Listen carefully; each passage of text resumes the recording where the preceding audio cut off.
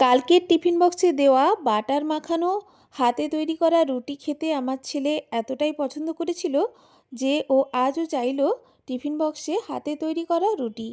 ছেলের কথা মতো হাতে তৈরি করা রুটি ডিশানোর ক্রাঞ্চি পিনাট বাটার মাখিয়ে ওপর থেকে গুঁড়ো গুড় ছড়িয়ে কালকের মতো রুটিটা রোল করে দুটুকরো করে আজকে টিফিন বক্সে রাখছি।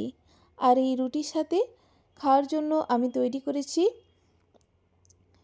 বিনস, টমেটো, মটরশুঁটি ও আলু ভাজা। টমেটো দিয়েছি, ফোড়নে একটু রসুন কুচি দিয়েছি। রসুনের ফ্লেভারটা পার্সোনালি আমার খেতে খুবই ভালো লাগে। রসুন কুচি ফোড়নে দিয়ে এটা ভেজেছি, খেতে বেশ ভালো হয়েছিল।